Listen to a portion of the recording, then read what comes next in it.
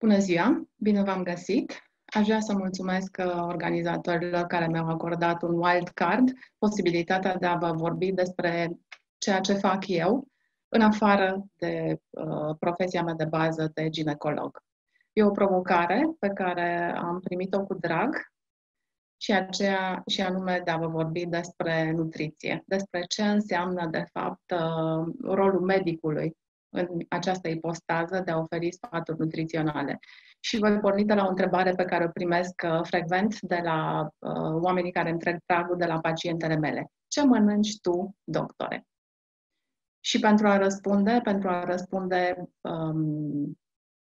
corect, am ajuns la concluzia că am nevoie de studii. De multă vreme am căutat răspunsuri și am avut oportunitatea de a descoperi, în urmă cu 4 ani, printr-un apel, printr-o comunicare făcută de Colegiul Medicilor Sibiu, că există un program pe care poți să-l urmezi, pe care poți să-l folosești pentru a-ți îmbunătăți starea de sănătate, dar mai înainte de toate pentru a-ți îmbunătăți cunoștințele necesare pentru a oferi celor interesați și celor care au nevoie sfaturile competente.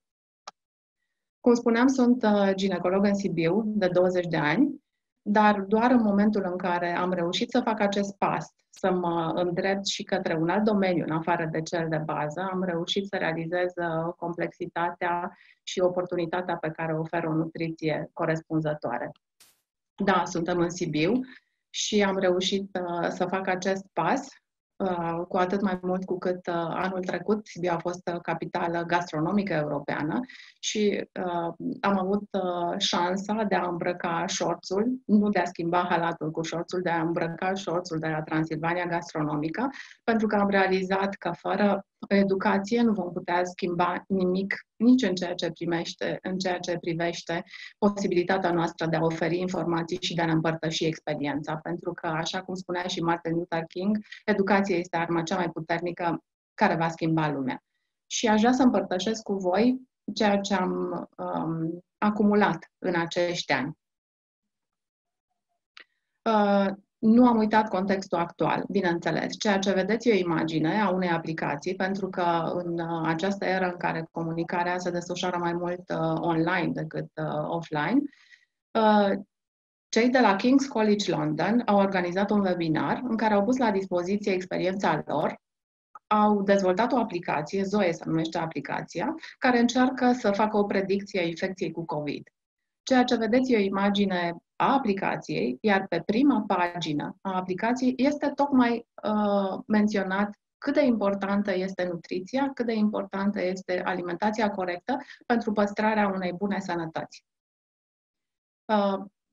Parcă undeva ne sună cunoscut din ceea ce am învățat noi în primii ani de facultate, că toate bolile pleacă din intestin și găsim aceeași afirmație și aici, pe această pagină a unei aplicații din 2020, care deja are peste 4 milioane de utilizatori și care începe să fie luată în seamă de Sistemul Național de Sănătate din Marea Britanie. Că avem nevoie de o alimentație corectă pentru a ne susține o imunitate de bună calitate. Nu sunt noi aceste date. Din 2014, un gastroenterolog la Paris a publicat o carte care arată legătura între flora intestinală și diversele tipuri de boli, iar Martin Blaser la New York a încercat să creioneze un program să descifreze microbiomul uman.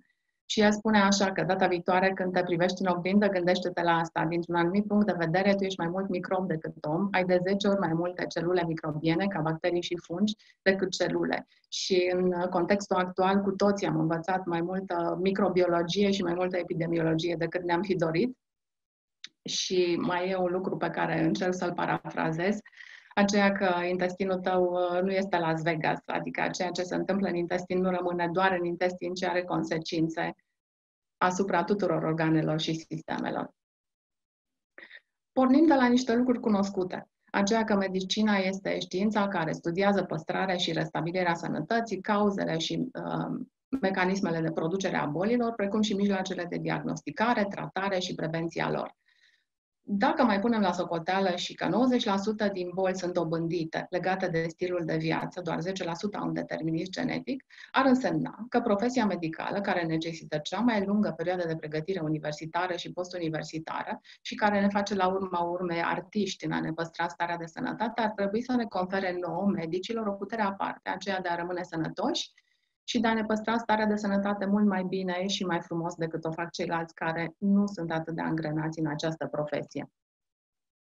Componenta principală a unui stil de viață sănătos este nutriția. Întrebarea e, avem cunoștințele necesare pentru a da și altora sfaturi despre ce ar trebui să mănânce sau cum ar trebui să se ocupe de partea de nutriție? Un studiu făcut în 2019, publicat de Lancet Planet Health, include, de fapt, o analiză a mai multor studii, a 66 de studii din care doar 24 au fost disponibile full text, studii desfășurate în lumea întreagă, în Europa, Africa, Australia, Statele Unite, care au ajuns la o concluzie îngrijorătoare, că studiul nutriției este insuficient cuprins în educația medicală și asta înseamnă, pe de o parte, lipsa încrederii în implementarea nutriției în îngrijirea pacientului, pentru că studenții nu sunt susținuți în acest demers de a oferi suport nutrițional de calitate eficient. Îmbunătățirea educației necesită implementare instituțională și stabilirea de competențe incluse în CV. Noi nu am avut parte de așa ceva pe durata pregătirii universitare.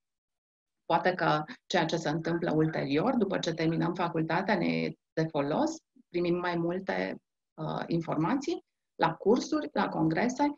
Anul trecut am fost la București, întâmplător am aflat acolo, la al 17-lea Congres al Societății Române de Nutriție și Boli Metabolice. Nu am participat, nu am fost un participant activ la congres, dar m-am uitat la standuri. A fost pentru mine o provocare să văd ce informații sunt la standurile congresului și am numărat, erau 19 standuri. 19 standuri ale firmelor de medicamente care promovau ceea ce făceau și nu era niciun stand cu informații nutriționale sau informații despre programe de prevenție care s-ar putea desfășura, fie pentru medici, fie pentru pacienți, cunoscând faptul că diabetul dobândit este o boală care apare ca urmare a unui stil de viață necorespunzător.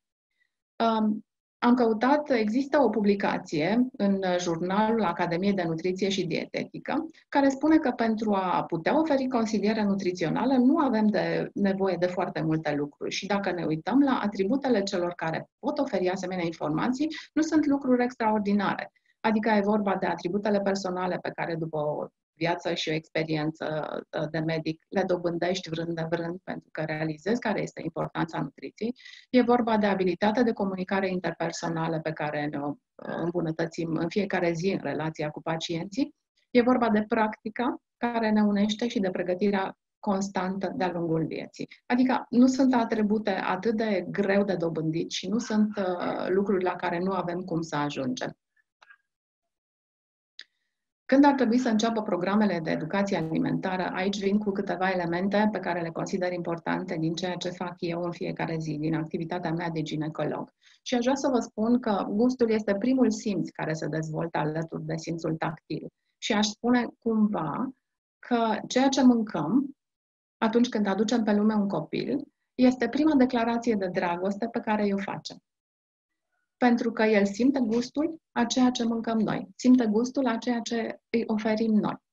Sigur, e importantă și dieta primelor 1000 de zile, au apărut cărți, au apărut studii, e importantă educația în școală și sunt importante programele susținute de instituții. Și aici aș încheia cu rolul gastronomiei, pentru că degeaba oferim copilului sau degeaba oferim cuiva o mâncare sănătoasă, dacă nu are gust și dacă nu are un aspect interesant, e puțin probabil să fie atrăgătoare. Aveți în imagine un embrion de 7 săptămâni care are 1 centimetru și care la 1 centimetru știe să distingă gusturi diferite. Există o amprentă a lichidului amniotic. O imagine cu un făt, o imagine 3D a unui copil care la 30 de săptămâni are deja preferințe alimentare, iar ultima imagine, nu știu dacă se vede, este a unui bebeluș de 16 săptămâni care își linge degetele. E o imagine pe care am obținut-o la mine în cabinet. Sigur, într-un anumit fel punem în cârcă foarte multe mame. Ceea ce face ea este important. E un slide în partea stângă a imaginii pe care l-am printat, pe care l-am salvat la unul din webinariile la care am participat în perioada asta, în care ni se explică cât de important e ceea ce face mama, nu doar atâta vreme cât își poartă pruncul în pântece, ci și înainte. Dar există studii publicate în JAMA Neurology care ne arată că și ceea ce face tatăl contează și contează mult, că sperma conține informații referitoare la stilul de viață, la statusul nutrițional, la expunerea la toxine, factori care produc mutații epigenetice. Și că toate acestea, împreună cu dieta pe care o urmează tatăl, cu greutatea, cu expunerea la stres, vor influența la viitorul copil dezvoltarea, comportamentul și, în egală măsură, riscul cardiovascular și de diabet.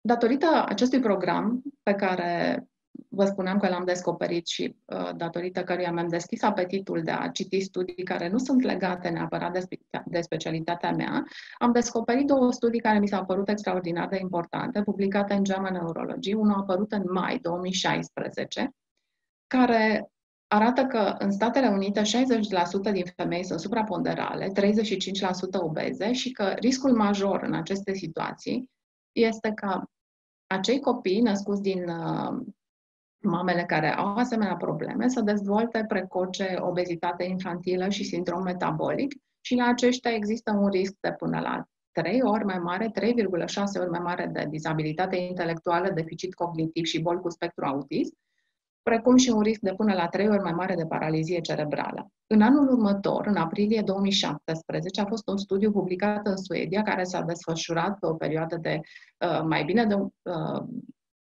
14 ani. E un studiu care a luat în calcul copiii născuți din peste 1.400.000 de mame, iar la cele cu suprapondere și cu obezitate s-a constatat o creștere a riscului de epilepsie la copil. Astfel că prevenirea obezității scade incidența epilepsiei în copilărie. Și am constatat din activitatea practică, de multe ori le spun viitoarelor mămici care este sporul recomandat, sporul ponderal recomandat, la fiecare din consultațiile lunare la care se prezintă. Nu au fost foarte impresionate. După ce a născut una din mămici care a avut un spor ponderal de 25 de kilograme în timpul sarcinii, la care i-am spus sistematic în fiecare lună ce are de făcut, care sunt lucrurile pe care ar trebui să le facă și pe care ar trebui să nu le facă vis-a-vis de alimentație. După ce a născut, i-am povestit de acest studiu și mi-a spus așa: dacă îmi spuneați doar atât, creșterea în greutate poate crește cu 3% riscul de epilepsie, era mult mai relevant pentru mine. E o lecție pe care am învățat-o. La urma urmei, omul este măsura tuturor lucrurilor, și a celor care există precum există și a celor care nu există precum nu există. Așa spunea Protagoras, un înțelept grec. Așa spun și lucrurile actuale. Imaginile pe care le vedeți le-am obținut în timpul unei vizite pe care am făcut-o anul trecut în calitate de observator la Barcelona. Există un program care se desfășoară referitoare la Europa, regiunea gastronomică europeană, care oferă participanților posibilitatea de a observa și de a vedea ce înseamnă un studiu de calitate în nutriție. Imaginile sunt făcute la Fundația Alicia în Barcelona. Este o fundație privată care primește anual sponsorizări în valoare de 2 milioane de euro pentru a face cercetare legată de nutriție, de implementarea rezultatelor în programe de sănătate, care colaborează cu instituții medicale prestigioase din Barcelona, cu Institutul Oncologic, cu clinici de ginecologie, de obstetrică, cu clinici de boli interne și care își publică studiile și e implicată în educație nutrițională. Ceea ce am făcut eu, în afară de a participa la aceste întâlniri, a fost, cum spuneam în urmă cu 4 ani, să aleg Metabolic Balance. Să aleg Metabolic Balance ca și instrument de studiu. În primul rând, pentru că a fost o oportunitate de a-mi desăvârși cunoștințele, pe de o parte, și de a experimenta ce înseamnă urmarea unui program care aduce un pic de ordine și care aduce o altă perspectivă asupra nutriției. atât din calitate de medic cât și în calitate de pacient, pentru că la urma urmei creează un echilibru între nutriție, plăcerea de a mânca și siguranța din punct de vedere al sănătății. Cam așa arată programul. E vorba de un plan cu 3 mese, adică sunt reguli care trebuie respectate și anumite cantități. Practic, învățăm că alimentele se mănâncă într-o anumită cantitate, se mănâncă cu măsură și că dacă respecti regulile, ai șansa de a-ți păstra starea de sănătate. Programul este personalizat, e doar o idee, o imagine pe care vă pun la dispoziție pentru a vă face o idee despre ce înseamnă urmarea unui program alimentar. Și, practic, ceea ce am aflat de la acest program este că, indiferent unde te afli, indiferent că ești la Barcelona și că ești la Institutul Culinar din Barcelona, unde sunt pregătiți șefii de mâine, și indiferent de oferta care ți e în față, important e să alegi porția care ți se potrivește. La fel cum și dacă ești la Sibiu, care e capitală gastronomică europeană, imaginea din stânga este o imagine emblematică din punctul meu de vedere a ceea ce oferă Sibiu, abundență, dar și în aceste situații poți să alegi o porție cu măsură și să păstrezi echilibrul în toate. Pentru că, la urma urmei, cel mai important lucru, cea mai importantă concluzie la care am ajuns după acești 4 ani este că rândurile acelea pe care le compunem când eliberăm un pacient, când se externează, când pleacă de la noi, recomandările care încep cu regim igienodietetic, indiferent că pacientul a fost operat sau doar a fost la un consult, trecem de cele mai multe ori în recomandări regim igienodietetic, urmat de recomandări legate de tratamentul care trebuie făcut. Deci, practic, ceea ce am învățat este că dacă regimul alimentar este corect și dacă este urmat pe o perioadă îndelungată, s-ar putea să nu mai fie nevoie de medicație, s-ar putea să nu mai fie nevoie de alte recomandări. Rolul medicului în această ecuație este foarte important. A fost un studiu publicat în The Lancet în care arată că în sistemul de alimentație, și aici mă refer nu doar la sistemul individual, rolul medicului nu este doar de a furniza informații, ci și de a fi un exemplu personal prin ceea ce face și prin alegerile pe care le pune la dispoziție. Există un singur program, un fel de kit cu recomandări în ceea ce privește educația nutrițională. Acesta l-am descoperit eu, e menționat și în literatura americană de altfel. E un program făcut de o universitate din Australia, care se numește Nutrition Competency Framework, dezvoltat în martie 2016, care a adunat la oaltă minți luminate care se ocupă de dietetică, de nutriție și medici și care au spus că pentru a putea avea competențele necesare, este necesar parcurgerea următorilor pași. Sigur, acumularea de date și învățarea unor date științifice legate de nutriție, înțelegerea rolului nutriției în menținerea stării de sănătate și prevenția bolilor, bazele științifice ale alimentației pentru tratarea bolilor. Se vorbește despre alimente, care sunt sursele, care sunt tradiție și, bineînțeles, importanța socială a actului alimentației. Nu se trece peste evaluarea riscului nutrițional cu